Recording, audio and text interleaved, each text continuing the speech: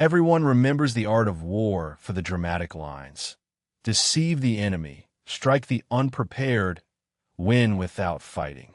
But the book begins in a much colder place. Sun Tzu does not begin with glory. He begins with calculation. War, he says, is a matter of life and death, a road either to safety or to ruin.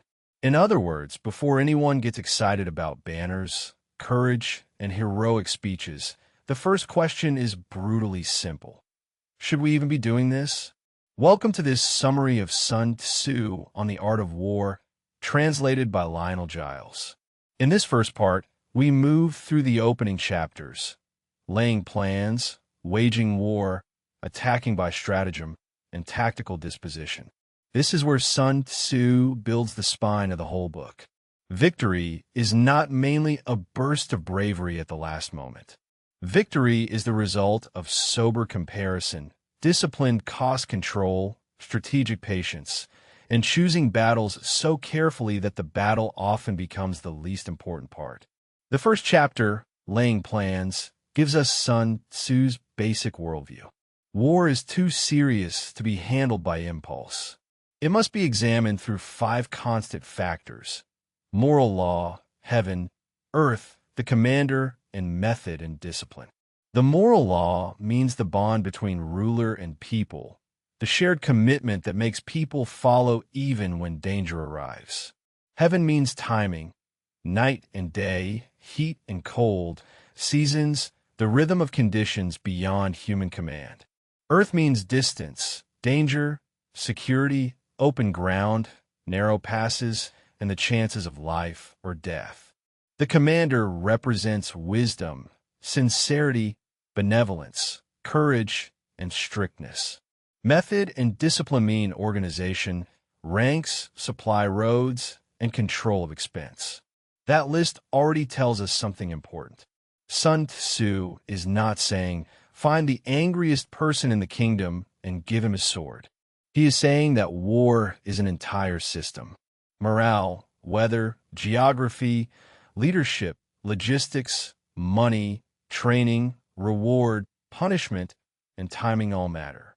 A general who understands only fighting understands too little.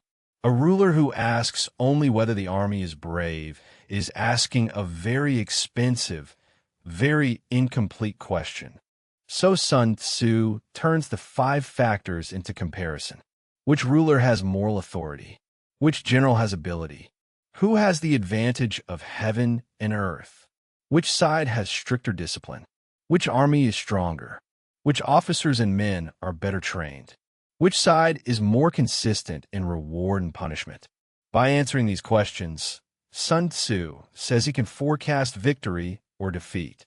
The point is not that war can be reduced to a spreadsheet, although some ancient quartermaster probably would have enjoyed that a little too much. The point is that victory has causes. If one side plans carefully, trains consistently, maintains order, understands terrain, and keeps its people aligned, while the other side stumbles in a conflict with enthusiasm and vibes, Sun Tzu already knows where the story is going. Then comes one of the most famous claims in the book. All warfare is based on deception. When able to attack, seem unable. When using forces, seem inactive. When near, make the enemy believe you are far away. When far away, make him believe you are near. Bait the enemy. Feign disorder. Attack where he is unprepared. Appear where you're not expected.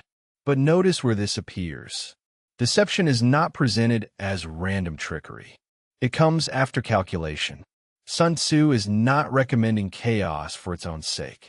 He is saying that once you understand the real conditions, you should never let the opponent understand them as clearly as you do. Strategy is partly the control of reality, and partly the control of what the enemy thinks reality is. The first chapter ends with the temple calculation. The general who wins makes many calculations before the battle is fought. The general who loses makes few calculations.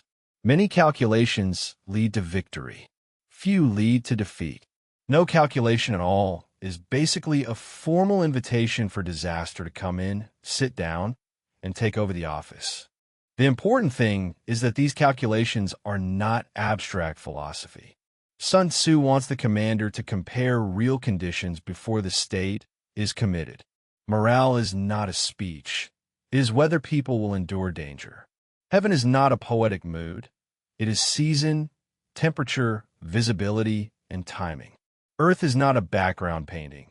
It is the road that delays you, the pass that traps you, the river that divides you, and the field that makes retreat possible or impossible. The commander is not a title. He is the person whose judgment can save or waste thousands of lives. Method and discipline are not paperwork. They're the difference between an army and a crowd. That is why the opening chapter feels so calm. Sun Tzu is trying to slow the ruler down. The decision to fight should not be made because someone has been insulted, because the court wants applause, or because confidence sounds impressive in a meeting.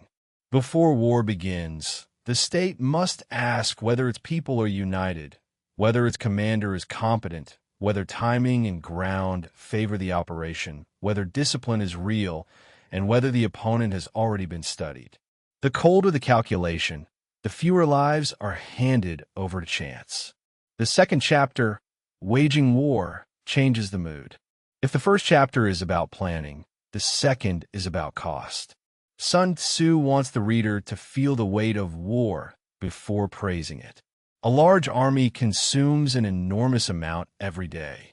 Chariots, armor, provisions, transport, equipment, wages, and supplies drain the state. War is not only soldiers facing soldiers. It is farms, taxes, prices, roads, animals, tools, and families under pressure. This is why Sun Tzu is hostile to long campaigns.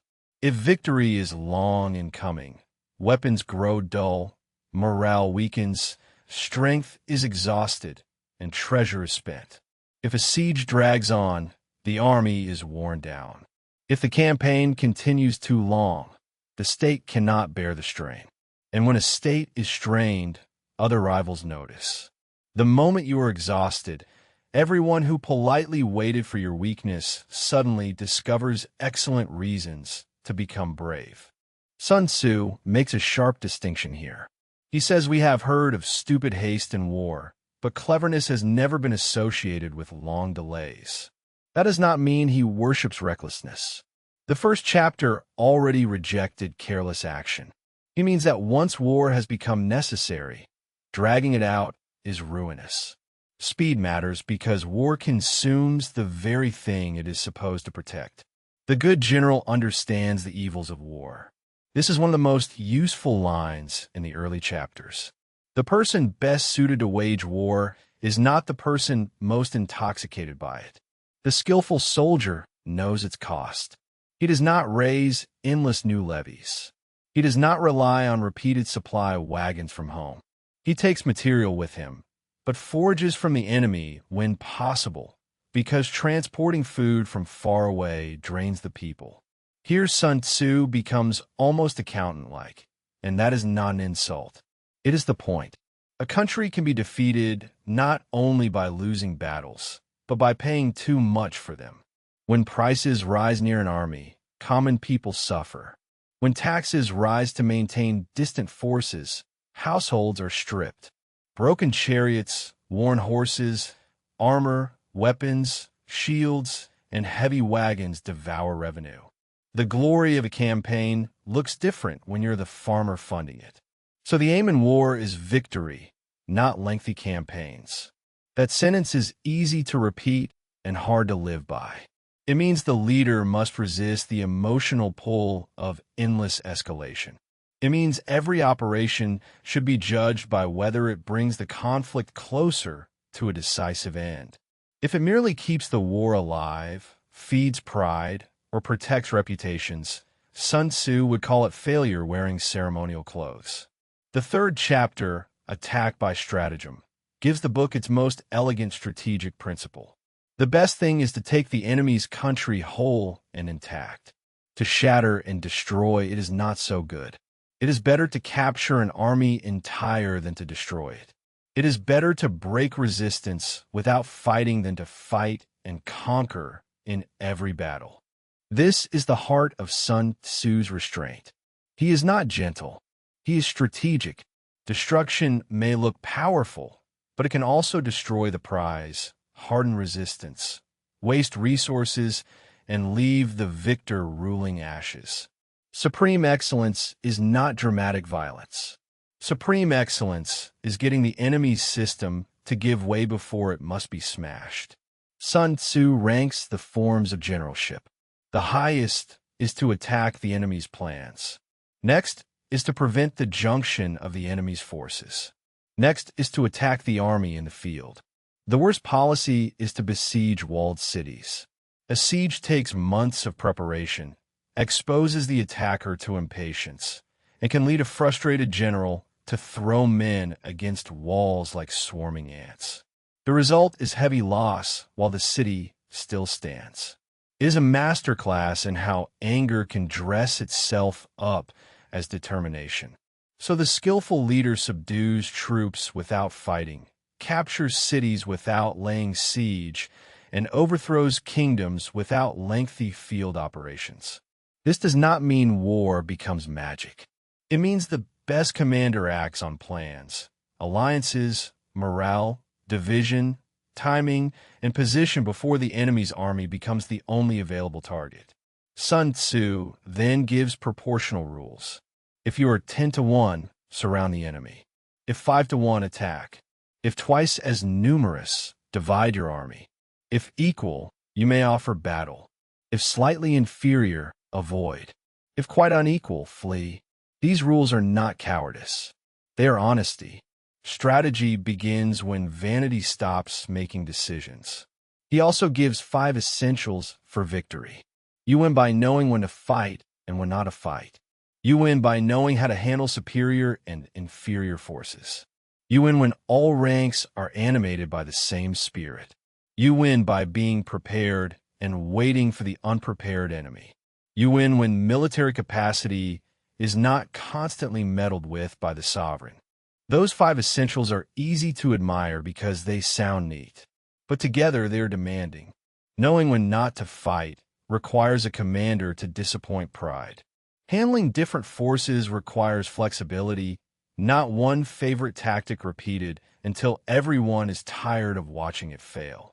Unity of spirit requires trust between ranks, not just orders shouted downward. Preparation requires doing dull work before danger makes it glamorous. And freedom from interference requires a ruler wise enough to give authority to the person responsible for the result. That last point is quietly explosive. Sun Tzu warns that a ruler can hobble the army by ordering it to advance or retreat without understanding military conditions, by trying to govern an army like a civil administration, or by interfering with command. Confusion at the top spreads downward. When responsibility and authority are separated, the army becomes a machine where everyone can be blamed and no one can steer.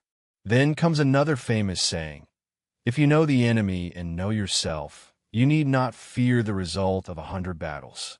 If you know yourself, but not the enemy, for every victory you will suffer a defeat. If you know neither the enemy nor yourself, you will succumb in every battle. This is often quoted as a motivational line, but Sun Tzu means it operationally. Know your army's strength, discipline, morale, supply, leadership, and limits. Know the enemy's plans, temperament, resources, alliances, and vulnerabilities. Self-knowledge without enemy knowledge is half-blind. Enemy knowledge without self-knowledge is also dangerous because you may see an opportunity you cannot actually exploit. And ignorance of both is not boldness. It is just a complicated way to donate your army to history. The 4th chapter, Tactical Dispositions, deepens the theme.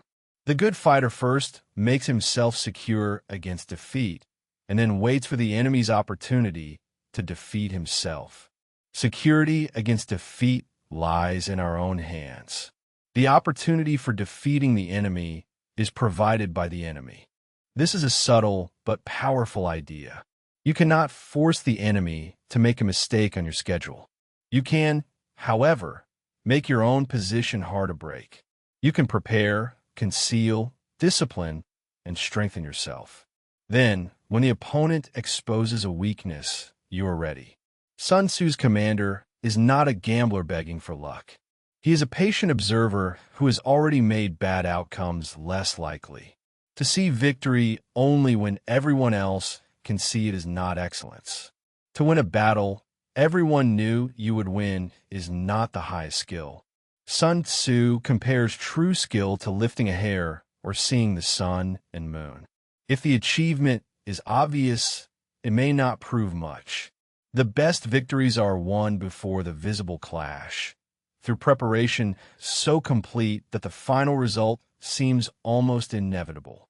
This also explains why Sun Tzu does not worship spectacular victories. A spectacular victory may mean the commander allowed too much danger to develop before solving the problem. If the bridge is already on fire and someone saved the army at the last second, that is impressive. But Sun Tzu would still ask why the bridge was allowed to catch fire, why no alternate route existed, and why everyone is clapping instead of checking the supply wagons. The highest skill may look almost boring from the outside, because the crisis was prevented before it became theatrical. The ancient good fighters, Sun Tzu says, first put themselves beyond defeat and then waited for the enemy. They did not rely on the enemy failing. They built a position from which enemy failure could be used. That is why he says the victorious strategist only seeks battle after victory has been won, while the doomed fighter first fights and afterward looks for victory. That line is the summary of part 1. Bad strategy treats battle as the place where victory might be discovered. Good strategy treats battle as the place where prior preparation is revealed. The visible fight is only the final sentence of a much longer argument. Sun Tzu closes this early movement with measurement, estimation, calculation, balancing, and victory. Ground produces measurement. Measurement produces estimation of quantity. Quantity produces calculation. Calculation produces balancing of chances. Balancing produces victory. It is not romantic, which is exactly why it matters. The winner has weighed conditions before the loser has finished performing confidence. So the opening of the art of war is not a celebration of violence. It is a discipline of restraint. Plan before acting. Count the cost. Attack plans before armies.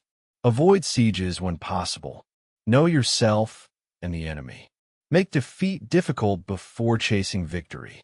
And never confuse movement with progress, noise with strength, or courage with good judgment. Thank you for listening. In the next part, we move from planning and position into motion. Energy, weak and strong points, maneuvering, and variation in tactics, where Sun Tzu explains how a prepared army turns structure into momentum.